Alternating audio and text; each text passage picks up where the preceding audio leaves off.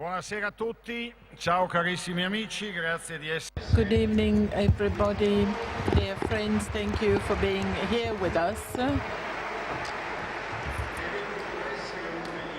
Thank you to what is supposed to be one of the most interesting meetings inside the Rimini meeting event. At the meeting, we always have the possibility of listening to men and women with very different experiences, men and women with different cultures, religions, political beliefs and personal feelings, yet discussing the same topic. What is the meaning of the fact that existence becomes an immense certainty?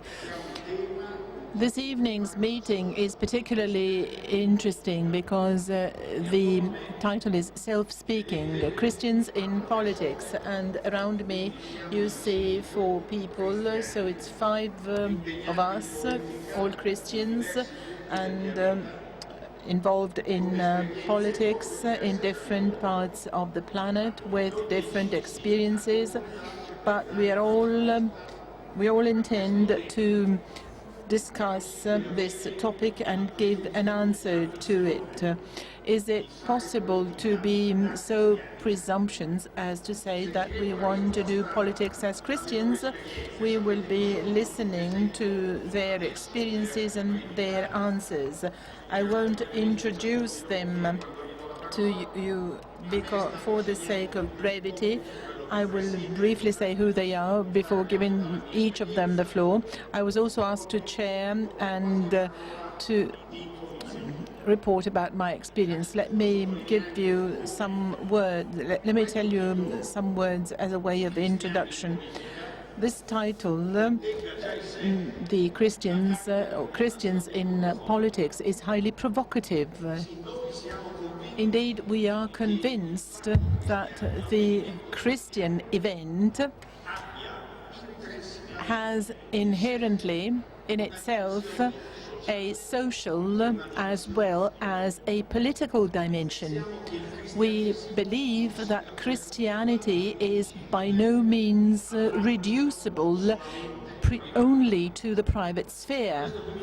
From this standpoint, the political history of the Christians, and again we have selected a special adjective. Instead of talking about Catholics, we have talked about Christians in politics. And I'll tell you why. So the political history of the Christians doesn't start from us or our contemporary people. We all come from a history of 2 millennia, where those that came before us in a more or less structured way provided very strong political witness. In these past 2,000 years, the Christians were able to build bricks of societies or organize entire societies, and we are within the womb of this construction and this history. I say that they were doing politics. Also the monks cultivating the land and defending the holy scriptures from being forgotten. They also did politics, as well as the nuns founding hospitals for the poor, and also all those that got involved in favor of those that were marginalized and more in need. They were also doing politics.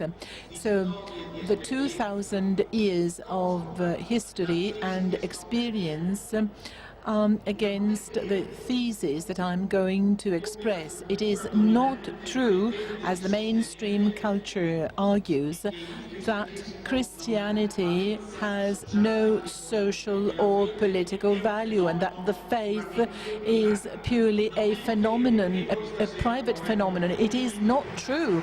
And tonight we would like to bear our witness towards this or in favor of this. Let me also tell you that if things are so, and if the social and political commitments are inherent to faith, then the Christian community of any time, including the present time, has among its duties that of educating to social commitment and political commitment. Doing politics is not an option for Christians. I'm not just referring to party politics, of course. Feeling the right to participate, to be involved, to bring one's contribution to the construction of the common good is not an option to Christians, but rather a duty which has to do with the truth of our Christian faith, and we're profoundly convinced of this.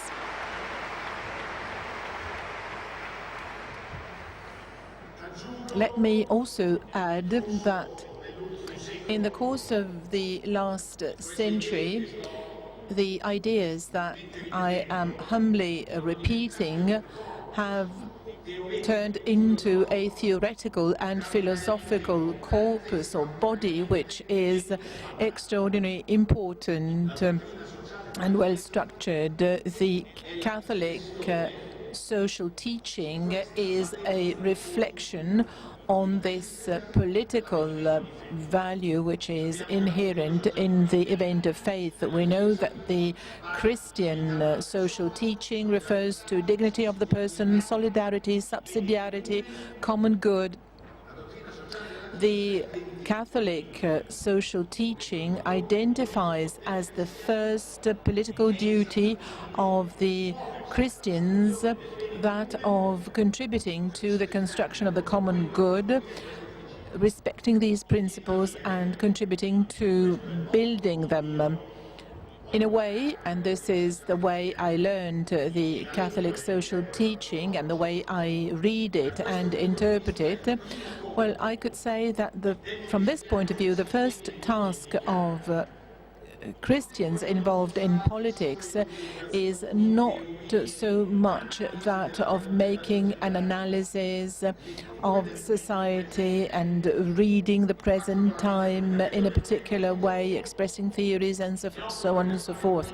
This is not their first task, of course. To be incisive and constructive in politics, you have to be able to read reality and interpret people's needs and give them an answer. But the first task, if it is true that the monks that cultivated the land and the religious orders that built hospitals were also involved in politics, then the first duty of Christians in politics is precisely that of defending what the experience of Christian people has built within society. So defend a space of freedom for the church and the human communities that live in society. I'm used to repeating this, especially to my younger friends that want to get involved in politics. I always ask them, why would you like to enter politics? To establish your theories, to establish the intuitions of your mind, or to defend the right to exist of what mankind builds, in the awareness that what mankind builds through its creativity and intuition may be different from the mainstream culture. What men build is continuously jeopardized by a mainstream culture which would like to impose just one model, one way of thinking, in spite of the huge creativity that people have. This is our goal, and this is the question I always ask myself, and sometimes I rebound this question to my co-workers, and I ask them a good empirical way to, and it's a good empirical way to see whether things are right or not. I would ask them, does this decree, does this order increase the degree of freedom of a community, because if a decision increases the space of action or the scope of action of a community, then it's good. It has to be passed. Otherwise, better reject it without wasting any further time. So this is my introduction, and having said this, I'd like to give the floor to the first speaker. We have decided on an order. The first person comes from the UK. He's a philosopher, a theologian, a thinker, one of the facilitators of one of the most important intents in London. He's one of the closest co-workers of Prime Minister Cameron. Phillip Blond from the UK, the floor to you. Thanks for coming.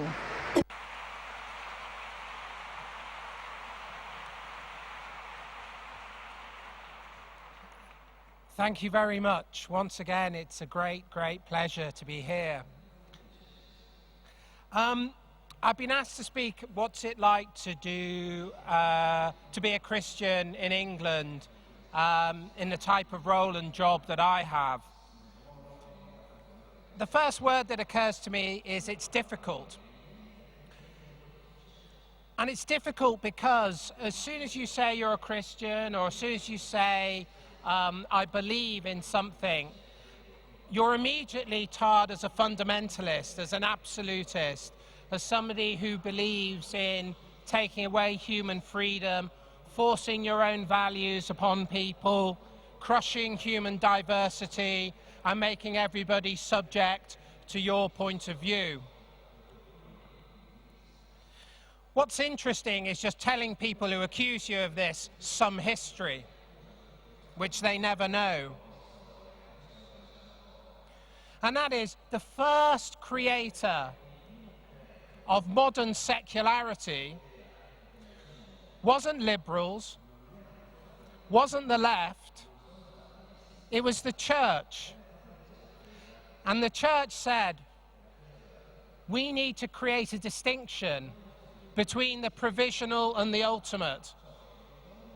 And in this life, we can only have the provisional. Therefore, religious judgments and religious practices are always mediated. They're always about what we share in common. And they're always a critique of absolutism. And then I say something else from history. I say, don't you realize the pagans were the absolutists? The pagans were the fundamentalists. Because if you look at human history, it was always the king who decided what the rules were. And it was always the pagan priests who argued that the king's rule was the rule of heaven. Well, just read the Old Testament and the role of the Jewish prophets. What is the great insight of Judaism?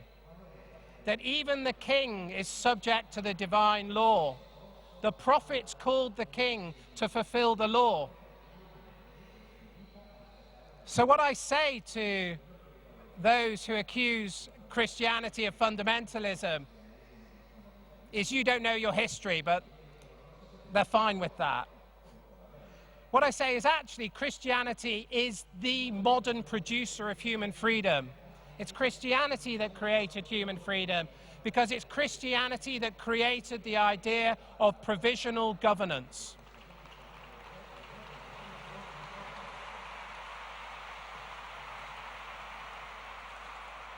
So I think in that way you get a sense of what I do.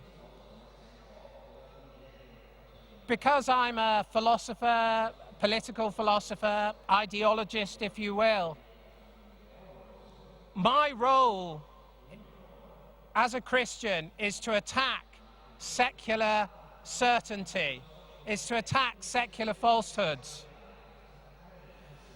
So let's just think of what the standard account is, the account that would exclude religious people from the public sphere. And let's just examine a few of those. They claim they believe in rights, complete pluralism. But even that just enshrines conflict. Because even that says there is no ultimate truth. Therefore, the only truth is your truth and my truth. But if there is no way to decide between truth, because there is no ultimate truth, there must be a condition of permanent war between us. And is this not what democracy already is in secular countries? Look at America, frozen by partisan conflict because they cannot create the common good. Because what are the political and philosophical grounds of the common good? The idea there is one.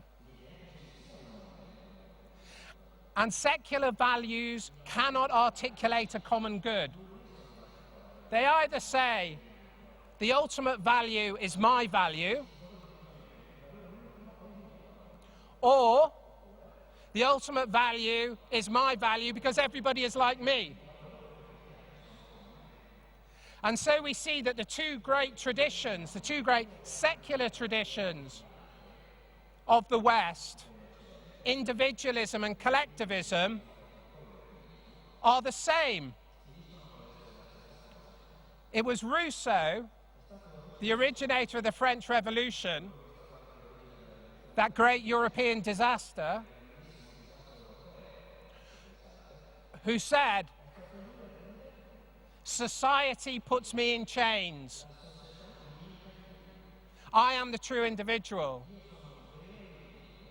But he had to face the reality of society, so he said, through the notion of the general will, all of society is like me.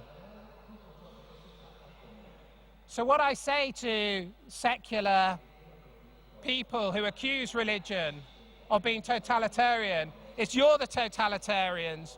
You're the people who create the public square that says there is no religion. You're already assuming a value set which you cannot prove. So this is what I do. Through writing papers, through publishing articles, through arguing on television, I try to counter the dominant value system. Let me take another example. The idea that the most important thing is freedom of choice. But the trouble with people who say, I just believe in freedom of choice, but I don't believe in the objective good, is they can never tell you what to choose. So they believe the moral act is choosing, not what is chosen. Which means whatever you do is okay. So you can see how very quickly and easily one can show the shallowness of the secular worldview and its attempts to sideline Christianity. Now, I don't just do negative things in terms of criticizing value sets. Because I run a think tank, I try to come up with ideas, ways to proceed. Now, I never begin by deduction. I never begin by my universal, and I never say, you must all follow my beliefs, because that's what they do. I always begin from the bottom, from where people are, and ask what is in their best interests, what is the common good. And if you ask that, you can reintroduce essentially Christian ideas into a secular society, and they're taken very seriously, and sometimes they become law. I am very influenced, for instance, by what President Formigoni has achieved in Lombardy, and I've taken many of these ideas to the United Kingdom. And many of them, in a different form, specific,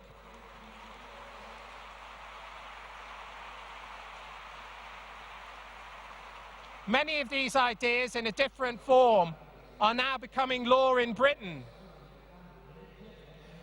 And in Britain, using notions of subsidiarity, we're starting to take back from the state, our society.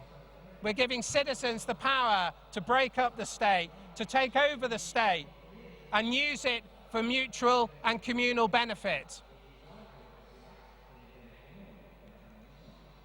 Similarly, in the world, we see that the old economic model isn't working either. We've had the rhetoric of free markets through individualism. But what has happened is those at the top have captured all the wealth. Monopoly and oligopoly predominates. So again, learning from some of the things you've achieved in Italy, what I argued for was cooperatives in the public sector, social cooperatives. So we create mutual benefits and an economy founded on relationships. And again, this has become law in my country. And so to conclude, what I do, for what it's worth, is I use good ideas to challenge bad ones. Then I speak to the needs of where people are. And learning from, among other things, Catholic social thought, we try to apply those lessons and come up with new policy and new ideas and create a society where all can benefit. And you know what? In an odd way, it's never been a better time to be a Christian in politics in my country. Because after the riots, people know that the institutions and social fabric of the country have been destroyed, essentially by the secular erosion and attack upon the family, upon local and mediating institutions, and upon the notion of a shared morality. So now, more than ever, Christianity is relevant to England. Thank you.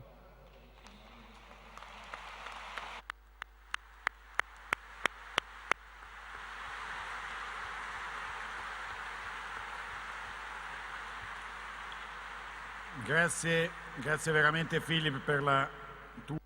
Thank you very much, Philip. Really, thank you very much for being concise and also clear and highly convincing. I'm going to introduce our second friend from Pakistan, even if he speaks Italian very well.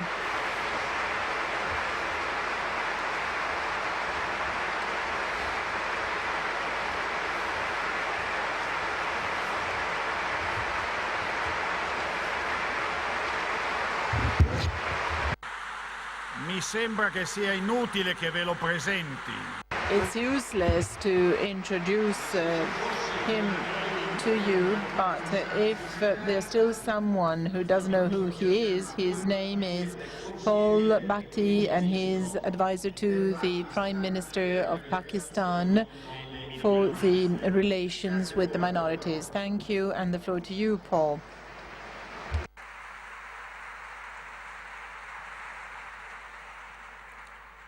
Buonasera.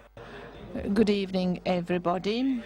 I wish to thank the organizers of this meeting in Rimini for inviting me to such a significant and important event. Talking about Christians and politics, I remember the words of Paul VI, who said, politics is a highly demanding way of living the Christian commitment at the service of the others. In this Christian commitment,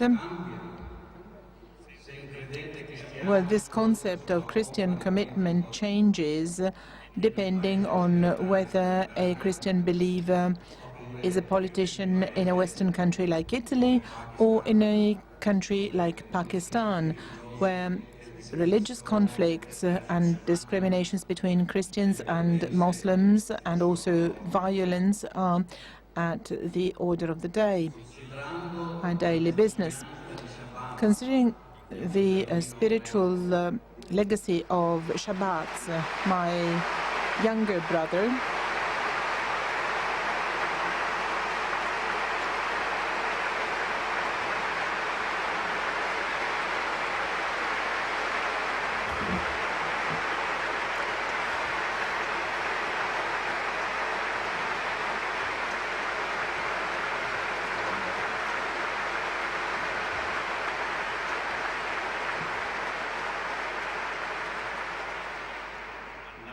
who was martyrized on March the 2nd this year.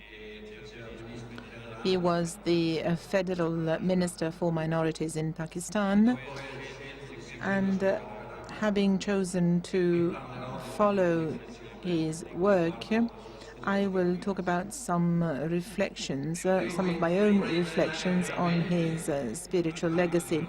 First of all, let me tell you something about Pakistan. Just a couple of words.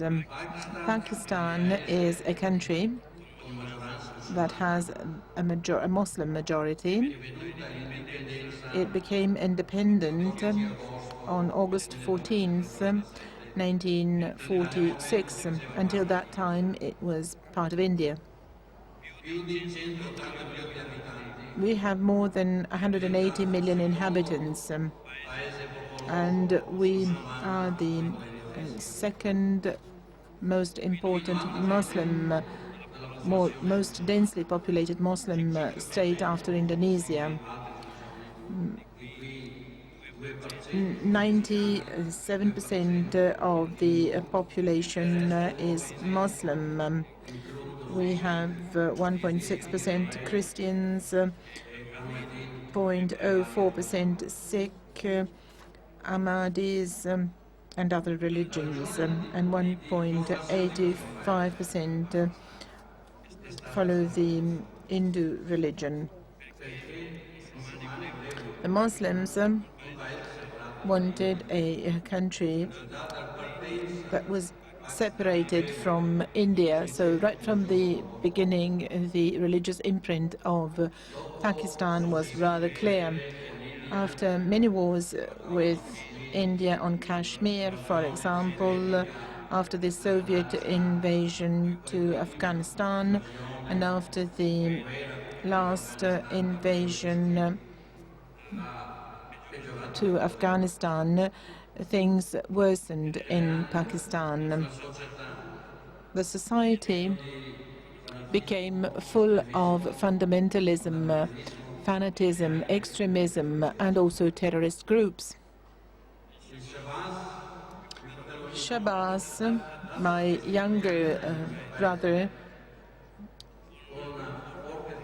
showed strong Christian faith in our country. Right from the beginning, his life was an example of the life of a good Christian. Already at the age of 13, he continued following all the Christian and Catholic rites and was a practicing Christian. We are 5 brothers and sisters. We were grown up in a Catholic family. Shabazz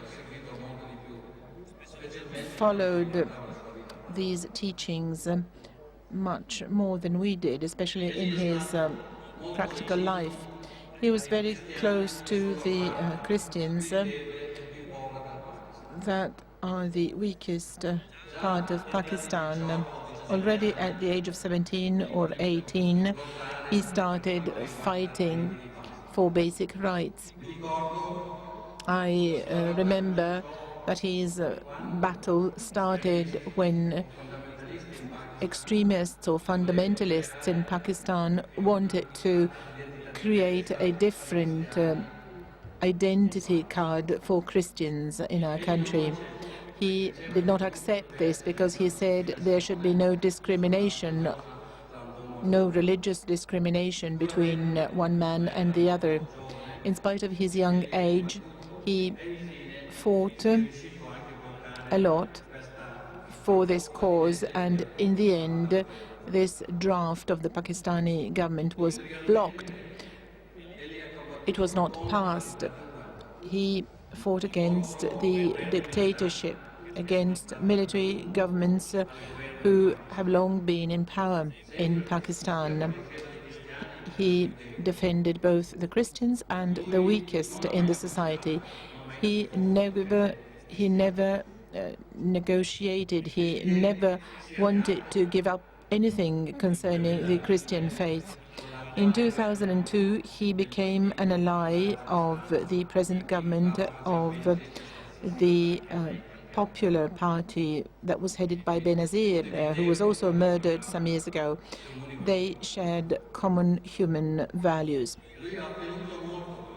He obtained a lot in terms of the basic rights of the Christians. And fighting for all this, he wanted also to protect Asia Bibi, and you know about her cause.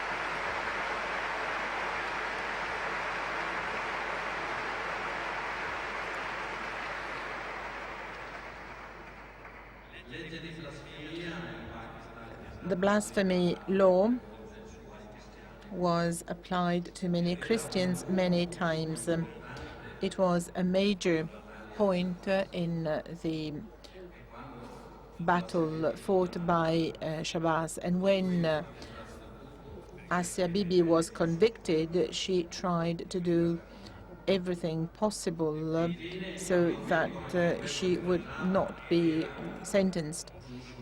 And also, he convinced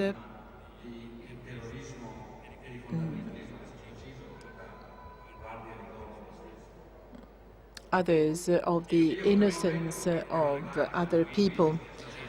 When I saw that the governor of Punjab was killed, I was very worried that something could happen also to him, because they were really friends.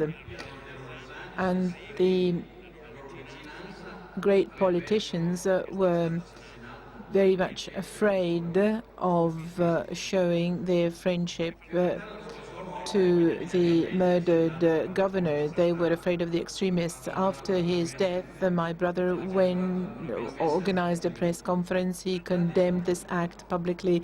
He wanted the mass to be served in public. He said he was not afraid, and he said he would condemn this act at any time because he didn't feel it was right.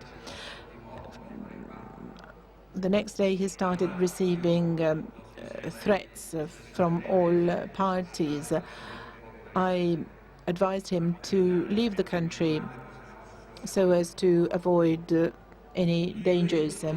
He did not accept this. He said, I can't leave my people, because if I leave them, my testimony for Jesus Christ would have no meaning. During his battles, during his fight, he left a spiritual legacy that I would like to read. Many of you probably know this, but I think it's worth repeating. He writes, and I quote, "High government responsibility has been offered to me, and I was asked to give up my battle, but I always refused, even though I know I am risking my life. My answer was always the same. No, I want to serve Jesus as a man of the people. This devotion makes me happy. I do not seek popularity. I do not want positions of power. I just want a place at the feet of Jesus."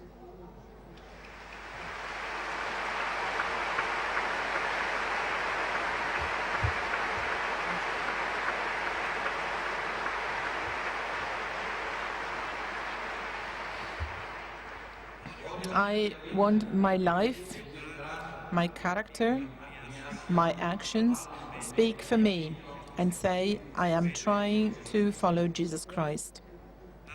This desire is so strong in me that I considered it a privilege if, in my effort and in this battle, which is mine to help the needy, the poor, persecuted Christians in Pakistan, Jesus would accept the sacrifice of my life. I want to live for Christ, and for him I want to die. I feel no fear in this country. On numerous occasions, extremists have tried to kill me and imprison me. They threatened me, harassed and terrorized my family. Extremists some years ago even asked my parents, my mother and my father, to dissuade me from continuing my mission to help Christians and needy. Otherwise, they would lose me. But my father always encouraged me. I say that as long as I live, until my last breath, I will continue to serve Jesus and the poor suffering humanity, Christians, the needy, and the poor. I want to say that I find much inspiration in the Holy Bible and in the life of Jesus Christ. The more I read the New and the Old Testament and the Word of the Lord, the more my strength and determination are reinforced. When I reflect on the fact that Jesus sacrificed everything, that God sent his Son for our redemption and our salvation, I wonder how I could follow the road to Calvary. Our Lord said, "Take up your cross and follow me." The passages that I like most about the Bible are those that say, "I was hungry and you gave me food. I was thirsty and you gave me to drink. I was a stranger and you welcomed me, naked and you clothed me. I was sick and you visited me. I was in prison and you came to me." So when I see poor and needy people, I think it is Jesus who comes to meet me in their conditions. For this reason, I always try with my colleagues to help and assist those in need, the hungry and the thirsty. This is the spiritual legacy of Shabazz. He has put all this into practice.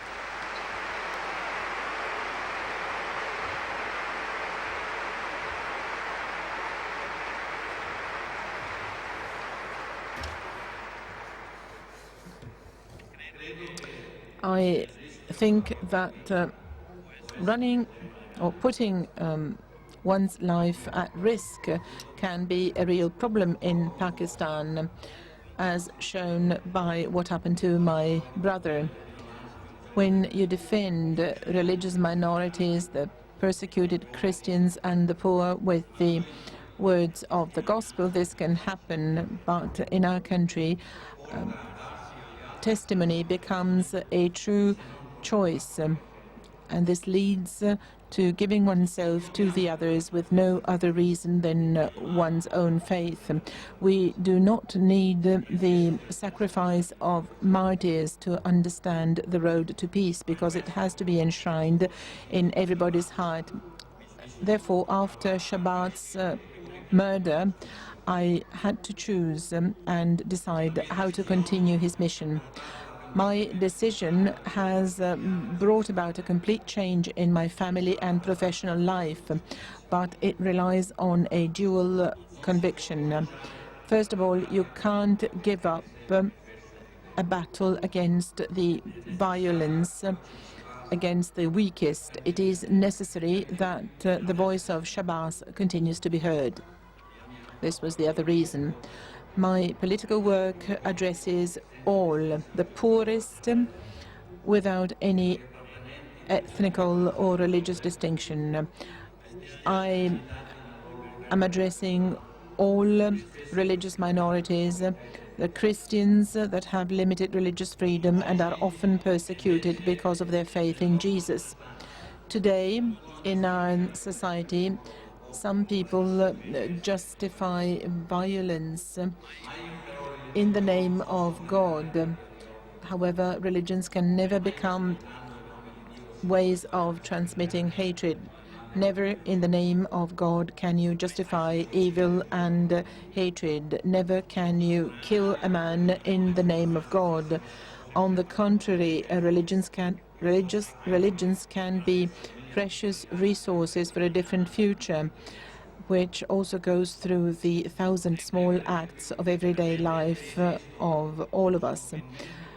As a believer in Christ, I'm convinced that you cannot reach peace only through a safety way.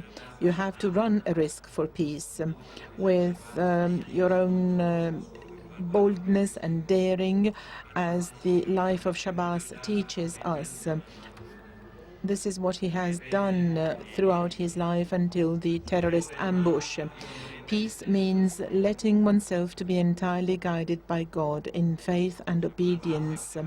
Shabazz knew that he had to bear witness to the love of Christ for mankind through his life, and decided to adhere to the invitation offered by the gospel and be faithful to it. I'm convinced that being good Christians also means being good politicians. Being Christian is a way to live or experience the political commitment with more responsibility. Politicians must be aware that politics make you lose money and time for yourself, personal security, certainty for the future, and even your own safety.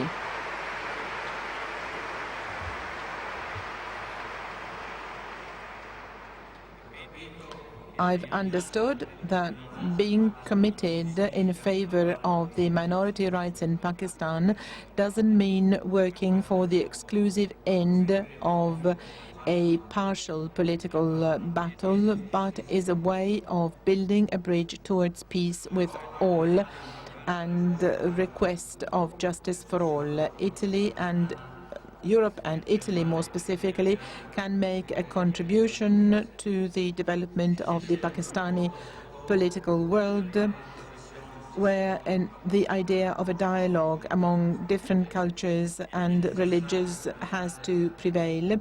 If one chooses to respect traditions, conceptions, compatibility, it is necessary to avoid that thinking that you can take a solution which is out of doubt from the West to the East. It is not true that Islam is necessarily linked to violence, and it is not true that the Pakistani society cannot, in spite of the hardships, evolve towards standards of more security and justice.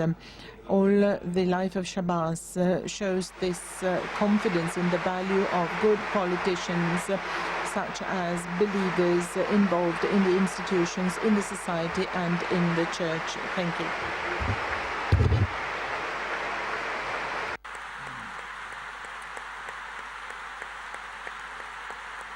Grazie Paul. Grazie per questa tua esperienza straordinaria e questa testimonianza. Thank you very much for your testimony, for what you have told us. And now we move on to the next guest. He is from France. He works at the European Parliament, where he was elected for the first time in 1999, then re-elected in 2004 and 2009. Now, in 2007 he was elected, and he still is president of the European People's Party at the European Parliament. Mr. Joseph Daul.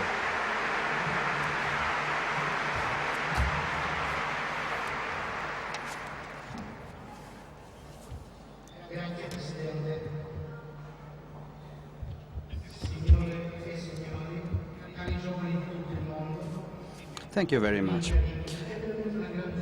Dear President, ladies and gentlemen, dear colleagues, it's a pleasure being here in this room.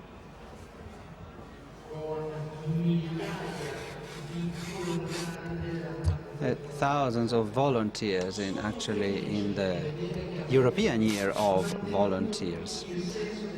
It's amazing to see that you have kept this sense of faith, the importance of faith and reflection.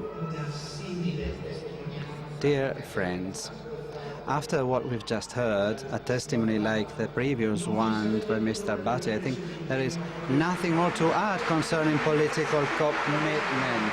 I would be tempted to simply say, let's follow this example. Cela doit nous interpeller. But nevertheless, we should all feel that we should not remain untouched, like feeling that we should listen to the call. But then, let's go back to the political commitment of the Christians. This implies listening to the others and be committed for the common good of the community. We have to defend and safeguard our common Christian values without using them for personal profit, without taking any advantage, without using it in an individual way, but simply being at the service of the other.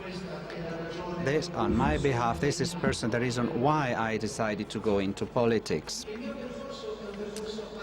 Now, my personal career is quite atypical. I was born in a farm, in an agricultural holding. I mean, I wasn't born out of a political party. And my entire political life, prior to becoming president of a parliamentary group in the European Parliament, well, I was elected locally in the local authority. A very interesting experience, being the mayor of a small community. This implies consoling the family of the bereaved, somebody who had, where somebody died in a car accident, consoling a family that lost a child for drug addiction problems, or taking part in the joys and in the suffering of the families throughout the years, being next to them. Being the mayor implies that you have to listen to the youngest, listen to the old, and also it implies that you have to come up with solutions for the daily problems of people. This is the meaning of political commitment, and this is true both for Christians and non-Christians. I have to tell you that faith and being members of the church community is a value added when it comes to serving the other, especially if you are also into politics. All those that participate in the social life, that is to say, each and every one of us has the right and the duty to commit themselves politically. I mean, each and every one of us can do what we want. We have to play our role according to what we can. We can all have a role in our families, in our local communities, or regional or national communities, or even European and global communities. And here I would like to call on you, each and every one of you that are so attached to Christian values, please be helpful to society. Please use your time, your energies, your talent as a gift for society. Please spread your faith with something concrete to the benefit of your of the other, of your fellow citizens, of your family members, etc. Please give and never expect something in return. The more you give, the more you'll receive, much more than you might expect. Don Giussani, Father Giussani, used to say that we have to live intensively or intensely in the reality. This means using to the full the potential of Christianity, helping men and women to live life to the full and to make life and its experience as human as possible. This is what we are supposed to do as Christians. Very often I have the impression that there is a kind of generalized indifference with reference to the problems that do not relate to ourselves. Very often society is perceived as an instrument to the benefit only of the happy few, without taking into account the needs of the community, of everybody. Don Sturzo used to say that Christian charity cannot be simply seen as a form of assistance. There must be a soul behind it. It must be the engine of reform in any democratic society, so that we can all grow And we are all supposed to take part in a responsible way. Don Sturzo also used to say, I am deeply convinced that politics should be at the same time a moral duty and an act of love. Since the aim of politics is to promote the dignity of the human person and therefore working for the common good of everyone, I think that the political leadership, the political class should comply with the highest moral standards. My dear friends, I think that all the people are called by the Lord to live responsibly and to comply with their duties vis-à-vis the society. Social commitment implies the right and the duty for every one of us to take steps, to make something concretely, acts. So, shortly, it's not enough to criticize politicians. We have to help them. We have to be on their side. We have to build something new, find new paths, if those that have been followed so far are inadequate. Being free does not mean being indifferent vis-à-vis actions. Being free is the source of progress, something that has to be promoted and continued. All of this doesn't mean that politicians is under the control of the churches or of religion. Not at all. Politics should be at the service of the people and in compliance with the rules of with moral rules and the teaching of the Lord. Against this backdrop, political actions might change, might be articulated depending on the actions that we are supposed to do. Political actions, I would like to stress it, its aim is to find solutions to the problems of mankind and of our societies. Being Christians in politics implies acting in compliance, in conformity with moral values. We have to find solutions also for the most complex situations. For instance, let's think of our friends in Pakistan, the Christians in Iraq, Christians in Egypt, how difficult their life is. Inside our European People's Party, EPP, and together with my colleague Mauro, we have negotiated proposals with the other political groups to come to a joint resolution of the European Parliament in this connection.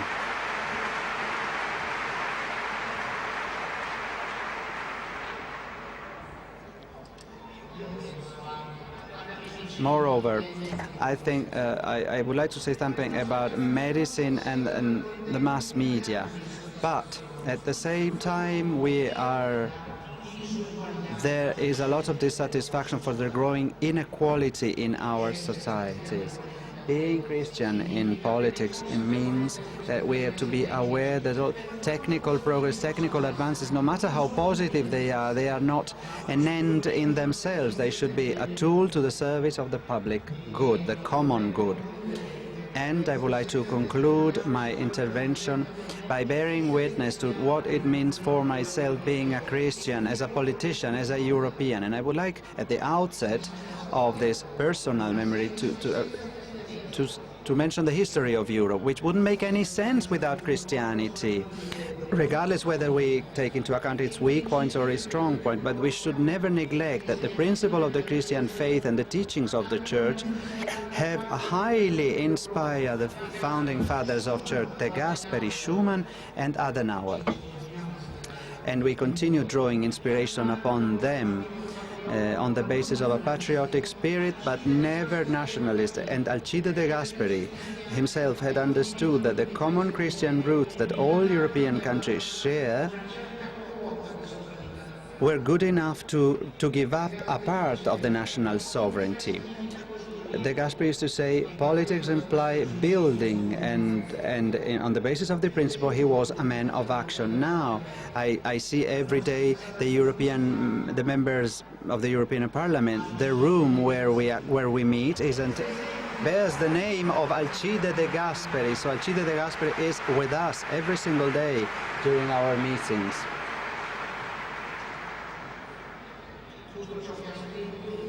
Everything that he wrote, that he did or said, was based on one single foundation, the Christian faith, and day after day he would draw inspiration upon the Christian faith to go on, to progress and to build.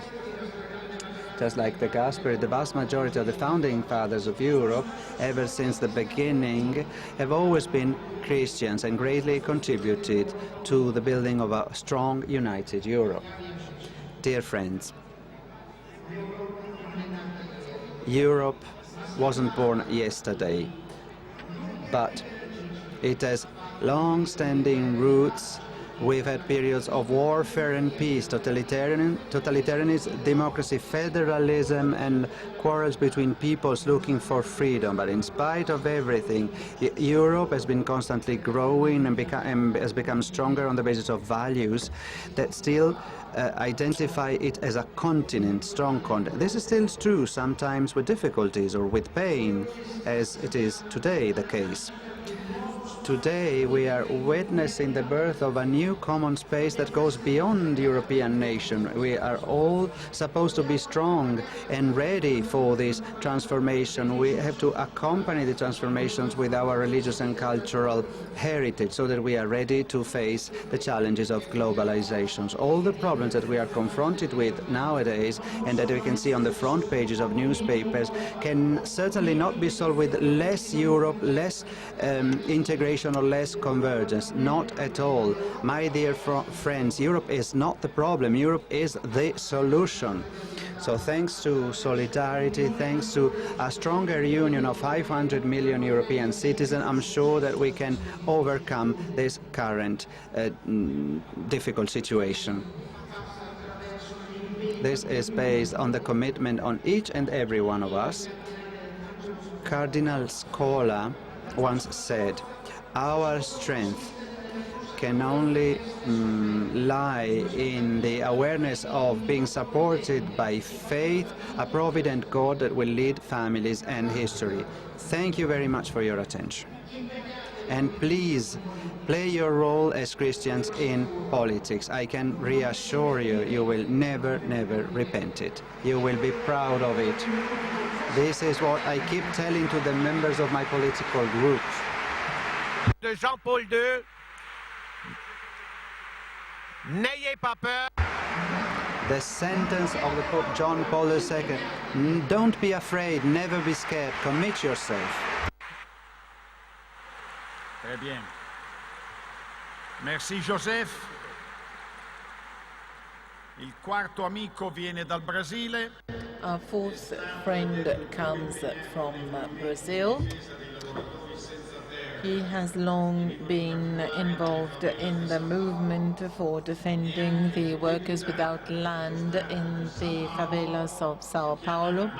He is also a deputy in that same state. His name is Marcos Zerbini.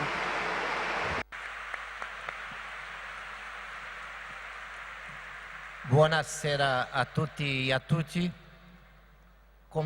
Good evening, everybody. Let me start by saying that I had never thought of going to Parliament. I had never thought of becoming a member of Parliament or working in politics. I became an MP because of the social work that I have been doing in São Paulo for many years, since the 80s. Cleusa, my wife, and me started working in a movement which fights for the right to housing, and now we are involved also in a movement for education, health, and other spheres. Like in all movements, or in many other movements, we started exerting pressure on the public powers for them to build houses for the people. As time elapsed and nothing happened, we started to look for alternatives which would meet the requirements of the families in need, those that we were working with.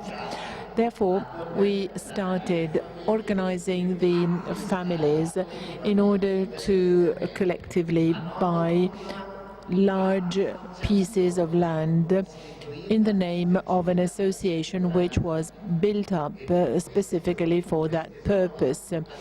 And then we started building neighborhoods for the people. The idea was a simple one.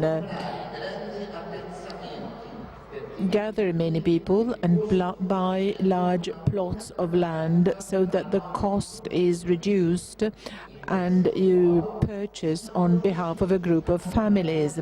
By so doing, we were able to buy the land at 1/5 of the value that each single family would spend if they would buy individually that piece of land. Then a project was developed. All the procedures were followed in terms of bureaucracy and authorizations. The building of the house started depending on the financial status of each single family. So we bought land for 18,500 families. More than 12,000 are already in their homes. The others are waiting for the approval of before they can start building. When we started with this experience, we immediately tried to organize the infrastructures. So we asked the public institutions to do something about the infrastructures, water system, sewage system, and we started having problems. We were looking for politicians that were ready to help us in all this. Some of them indeed helped us, and we helped them be re-elected, but they were not really committed to our organization, and sooner or later they would go away from us. After several attempts, the coordinators of our organization decided that we should have our own politician, one born inside the organization, and they decided that it was going to be me. That's why I became a member of parliament in the state parliament of Sao Paulo. At the first elections, I was afraid of asking the people for a vote. I still am.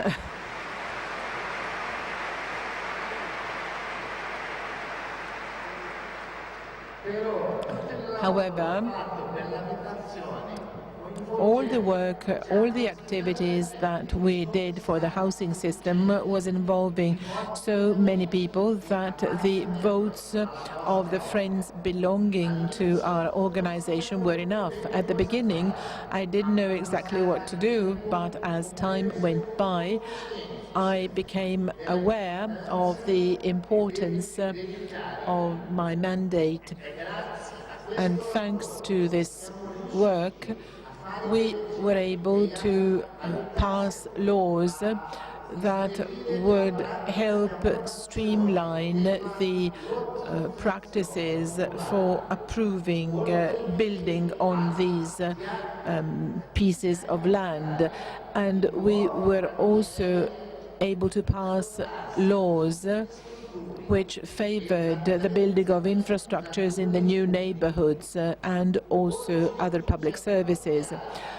It is very clear to us that we would not have obtained all this without my being a member of parliament.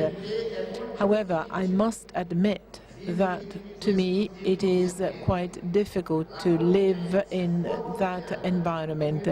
Living together with politicians every day is a complex matter. The logic is that of conquering power at all costs. We are constantly tempted to forget the reasons why we are there. We're constantly tempted to forget that our task is to represent our people and fight for its interests.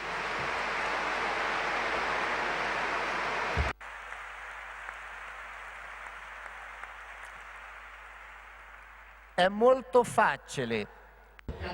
It is very easy to fall in the trap of this logic and start conquering more and more power, forgetting that our true task is to serve the construction of the common good.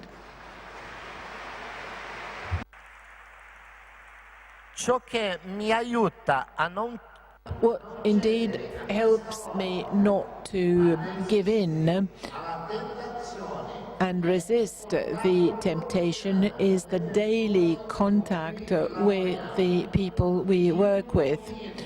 I continue to participate in the meetings of the association so that I can look at people's face every day. Every day I want to see the people that love me and believe me, people who fight to be able to build a house for their children, people who fight to work during the day and study at night, sleeping only a couple of hours every night with the desire of achieving a better future. People who on a daily basis show me that this is indeed the real world and not that of the corridors of power. The faces of those people do not or simply show me which is the way to go. They represent our Christ made flesh. Very often we think that as Christians and as Christian politicians we need to be better than the others, more honest, and we need to be better administrators. But then we enter the logic of power, and we are used to saying that once in power we will build a more brotherly and friendly society, but by so doing we become politicians like all the others. I was particularly struck by a sentence of Julian Caron, the president of the CL fraternity. This is something he said to a bunch of people who were complaining because they were not able to enter the council which they had helped be elected. Originally, this had been promised to them. I'm not talking about Lombardy's government, my friend Formigoni's government. Caron said, "Why are you wasting time to quarrel about crumbles which fall down from the table of power, crumbles which fall down from the table of power?"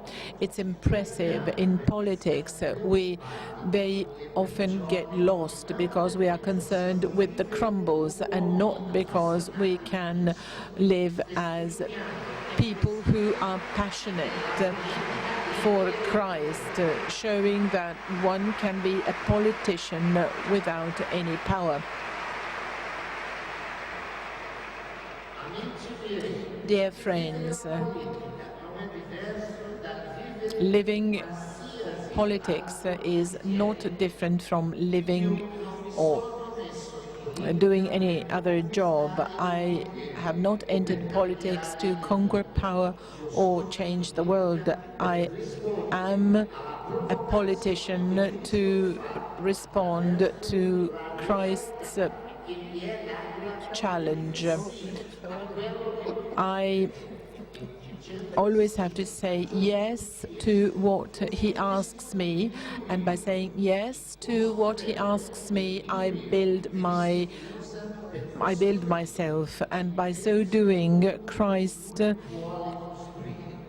wants to build the peace of the world that he intends to build.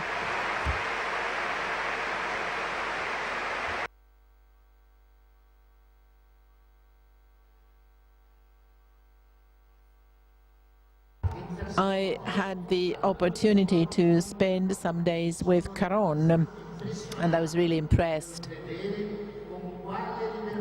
by the freedom with which he guides and leads the fraternity of Ciel. I'm moved by his concern with finding or looking for the truth. I said to myself, this is something unusual.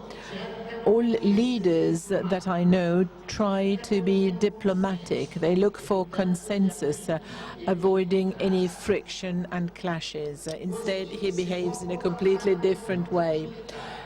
In his, well, I saw that this man was not afraid of conflicts, was pursuing inexorably what the truth is. And by seeing all this, I said to myself, I want to be free in politics, in my organization, in my relationship with Klausa, my wife. This dates back to approximately 2 years ago, and since then I have grown in this experience. Freedom for all and everybody. Every day I am amazed by the beauty of living life like this. What really surprises me is that by so doing, life is not easier. It becomes more dramatic. It requires more engagement. You have more problems to solve. I had many problems with the governor of the state, which is of my same party, because we had different opinions. And this damaged me, politically speaking, but I do realize that I'm much happier and freer like this.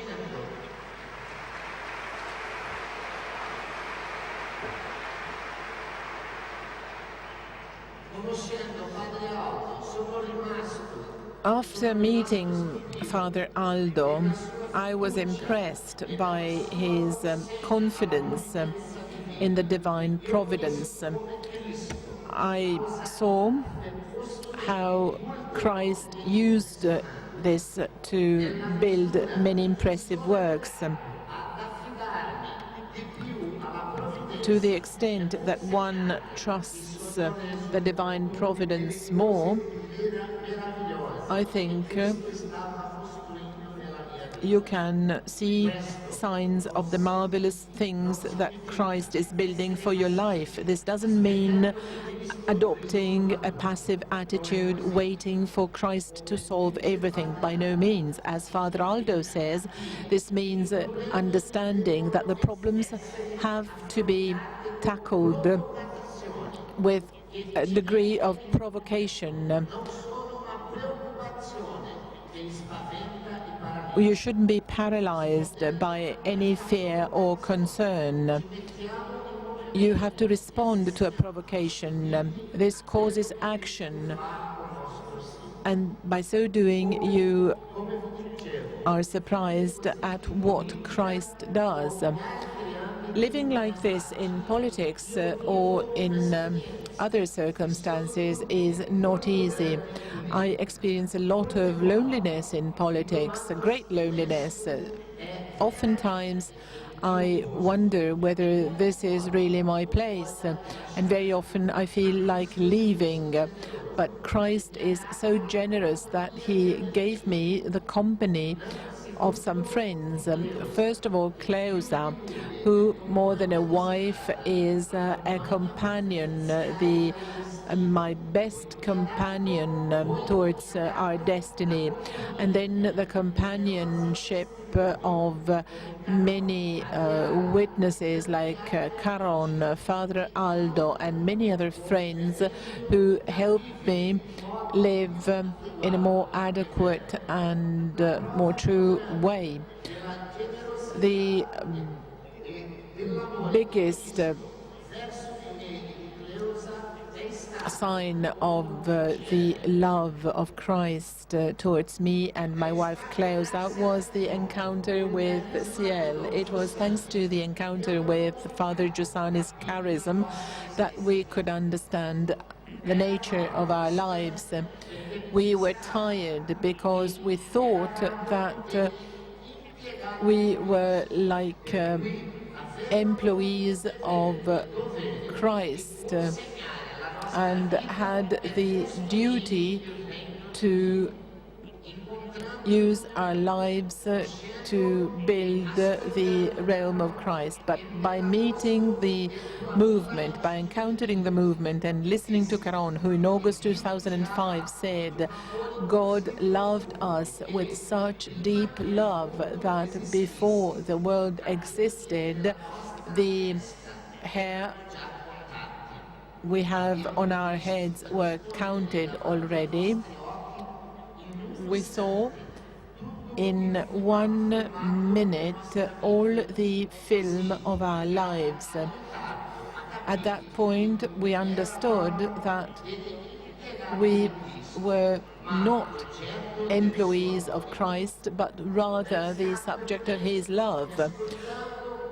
And it also became clear to us that listening to those words and becoming aware of our lives, we realized that God and Christ had always been with us in all tears and smiles and had loved us with deep and sincere love. It is important to experience this love and embrace.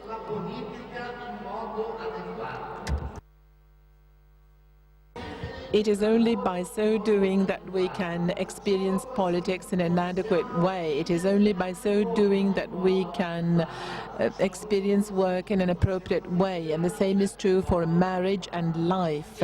This is the only way of experiencing them in an adequate way. We need to listen to our hearts in a biblical sense. Sentiment, feeling, reason. The heart is the tool that God gives us to understand what is true, what really establishes a correspondence with us, a sort of compass which shows the way to him, as Caron says. Finally, I'd like to apologize for my bad Italian.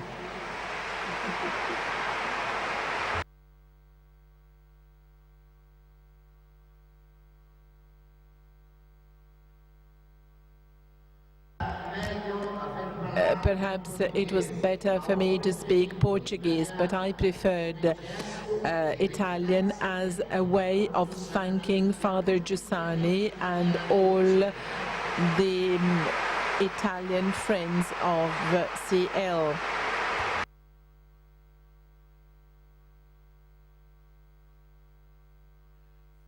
Thank you. Thank you for your attention and your friendship. Thank you for helping us build this story so that Clausa and I could have this encounter. You are my friends and you have literally saved our lives by helping us see the face of Christ made flesh. That's why we would like to once again reiterate our love and loyalty to this encounter. Thank you. Thank you very much. Grazie Marcos. E adesso, se permettete, arriva l'esperienza di un italiano. And now, if you allow me, my own personal experience as an Italian. I had told you at the beginning that I had a double role, introducing the guest and then talking about my own personal experience. We've heard the experience of the UK, France, Southern America, Pakistan, now Italy.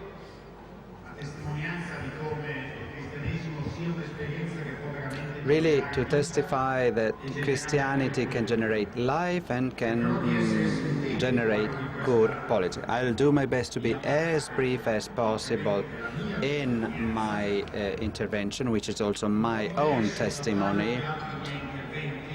I will be different in my approach, also because I think that in the current situation, a politician should be as concrete as possible.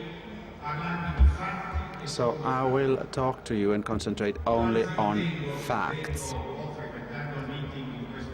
Now, I've been here for the past few days at the Rimini meeting, and I think that the need is felt. Although in the past few years that we've had so many politicians talking at the Rimini meeting, but I said there is a very deeply felt need of something concrete. So please, my dear politicians, instead of coming to the Rimini meeting talking about your promises, what you think, why don't you take stock of what you've already done and present to us the outcome, the results of what you've already done. Now, being this the need, then I'll attempt to do so. What is the outcome of my own personal effort? It is not only my own personal success, but I would like to dwell briefly about the results of the choice made by Formigoni, and not only 16 years ago, to organize Lombardy under the method of subsidiarity. And it is not just Formigoni, just myself, because we have a coalition of Popolo della Libertà and Lega Nord made up of people, men and women, councillors, a huge team. But we all together decided 16 years ago that we wanted to tread the path of subsidiarity and to use it to the full. This is a very clear topic within the social Christian teaching, but also it belongs to the liberal teaching. And I want to thank those who have cooperated with me, the Christians and the non-Christians, those of Forza Italia, Alleanza Nazionale, Lega, who decided to take up this challenge together with me. And here we are today, able to say that using this model has been fruitful. Eventually, we have obtained very good results. I don't know how many of you listened to Andrea Gibelli, a vice president of mine, who spoke here at the Rimini meeting 2 years ago, and who presented the things exactly as I can present them. So we are an alliance of the center-right, but we also made a specific choice which other colleagues and other friends of party and coalition didn't make. And today we are here speaking, the president, the vice president, the councillor of region of Lombardy. We intervene here at the Rimini meeting in a moment of serious crisis, in a very critical moment in Italian history. We are here to say that maybe there are differences. Sometimes you need to take risks and really do something for the values that we proclaim we believe in. I mean, sacrifices are needed, efforts are needed, but then in the end, results come. The coalition is the same, the parties are the same, but we decided 16 years ago to go down the subsidiarity path. And here we are with results. We don't want to be arrogant, also because the subsidiarity method wasn't invented by us. We've just learned it, we studied it in books, we digested it, understood it, also listening to many of the testimonies that we just heard this evening, and also in our previous experiences. That's why we are here with concrete results. In particular, one topic which is certainly central or in the modern society, and it's a topic in which a Christian involved in politics, on which a Christian must commit himself. Family, the topic of family. If we do more for our families, you can obtain something very concrete. A weekly magazine called Famiglia Cristiana launched a provocation on us a few weeks ago. Now, I don't necessarily like that magazine, but I think that provocation, I think I have to reply to it. The provocation of what did you do for Italian families? Well, I can reply with reference to what region of Lombardy did for the family, applying the subsidiarity model and putting the family of Lombardy at the center. We've been applying the family rate as a generalized criterion for access to the services, the vouchers, assistance of various types. The policies are diversified in my region depending of the number of people that belong to one family, taking into account the presence of ancient people, disabled people that are jobless, etc., people with problems. A great focus on maternity and pregnancy. We invented a specific instrument, the first decision of this legislature, a decision of May 2010. We invested 5 million euros so far, and as you can figure, it's a lot, to create a specific fund for the assistance of maternity pregnancy. And the fund is designed for those women in Lombardy that would have terminated their pregnancy for economic reason, because they couldn't afford another child. So we said to these women, if you have a problem with money, then the government of Lombardy will help you. Obviously, we took a chance. Believers and non-believers in Lombardy, that's what we said. We said, we don't want that on our territory, not even one single woman will be forced to go for abortion for economic reasons. If the problem is just economic, then we have the duty of solidarity. It is our duty to help women. That's what we did. And the first year, 1,100 women, pregnant women, did not undergo abortion, which was their choice, because they turned to our gynecologists with our centers that provide help, and they decided to accept our assistance, our subsidy.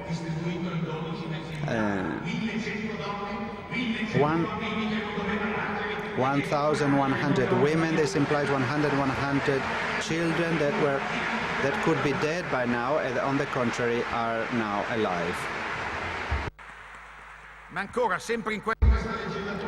And then in this legislature again, the subsidiarity model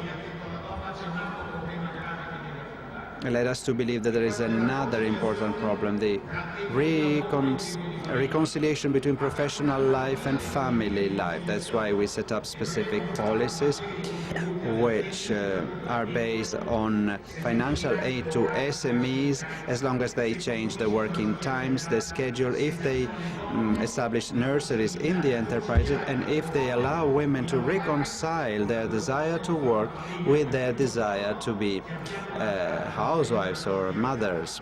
Again, another challenge under the banner of subsidiarity.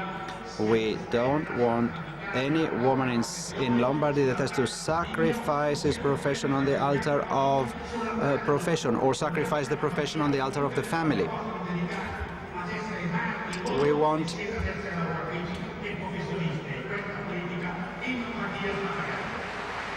that all the women in Lombardy can reconcile professional and family life.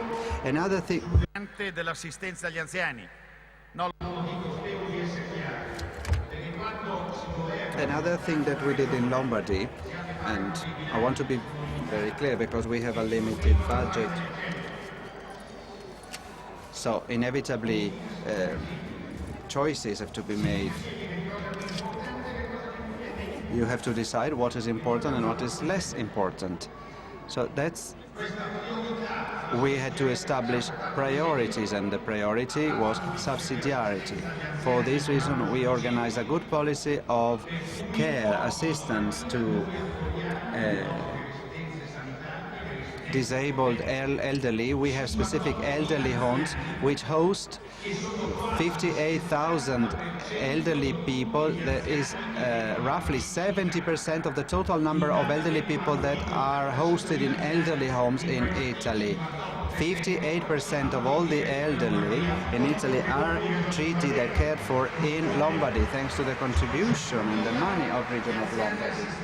And 100,000 elderly are looked after at home. It's community care. And mind you, it's not that the region of Lombardy receives more transfers from the central government than other regions. We don't receive one single euro cent more than the other regions in proportion. But we deliberately went for that subsidiarity path. And now I have the honor and the joy to present to you these results, these achievements. Very humbly, I will put them forward to you. And as we've always said at the Rimini meeting, we want a policy or politics based on content. Also because the Rimini meeting, the people here can appreciate the differences in the various political groupings. And here we have a coalition, Popolo, Libertà and Lega. We went for a specific model. Other friends, both in the government and in other local authorities, they went for another model. And it's up to the Rimini meeting to decide which model was most successful. Are we talking here about models that lead to achievements or not? Anyway, we did a lot for policies to restrain or to reduce expenditure. We started working on it at the beginning of this decade, and in the 2010 and 11 of the economic problem is the most topical, it's of burning topicality. Lombardy is the Italian region that spends less for its own management, the running expenditure with paying salaries to our employees, all the running and expenditure. Buildings, so we use 9% of our budget. That means that 91% of our budget is devoted to active policy. How much do other regions spend? We spend 9%. The other regions, on average, spend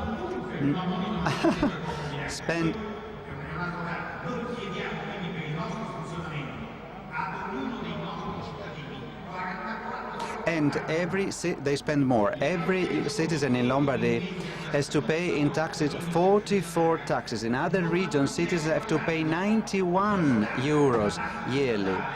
The state, the central state,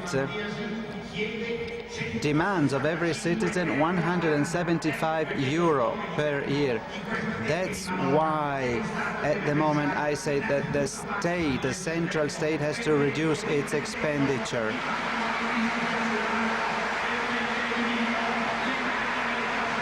They have to sell part of their properties and they have to demand less money of the Italian citizens. I think it is possible.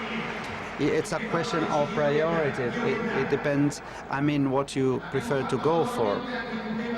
And then another very specific topic, international cooperation, region Lombardy, the past 50 years. We have been working on a policy for international aid. Now, people tend to say, but in Lombardy, the Lega is the ruling party. Well, this is true, but for the past few years, we regularly allocate money for our NGOs that work in the countries around the world, and they provide assistance to those countries. It's an important sign of solidarity on the part of region of Lombardy. We were able to leave our allocations unchanged, steadily unchanged. But the central state, this is not true of the central state. Over the course of the various governments, they constantly cut the contribution for developing aid to development countries, NGOs, etc. So they constantly decreased this contribution. My friend Gibelli last year told me something that we did in our enterprises. But let me tell you just one thing. Thanks to a very fine work, we were able to have a very clear behavior with reference to our service providers, the enterprise that work with us. Here there are certainly many SMEs. When you work with the public administration, the civil service, are you satisfied the way you are paid? So on average, the public administration, the public sector pays its providers with a delay of over 600 days, sometimes even 700 days. Sometimes 800 days is not uncommon. In Lombardy, we pay our providers, and it is now law, with a maximum delay of 60 days. All the service providers receive their money at the latest after 60 days. Now, I could go on and on with many more examples, but I have to conclude now. Let me just tell you why we selected this specific model of subsidiarity. I think that now, more than ever, politics in Italy have to be a model of sobriety, and they have to come up with efficient answers to our citizens. Now, being a Christian as I am, I have received many teachings, testimonies. I have encountered many people, so I think it is my duty to put this heritage at the service of the peoples that I am ruling. I think that it is my duty to present yearly the budget or the outcome of what I've been able to do, thanks to the support of all of my friends and the members of my team, and we will continue to do so. Thank you very much.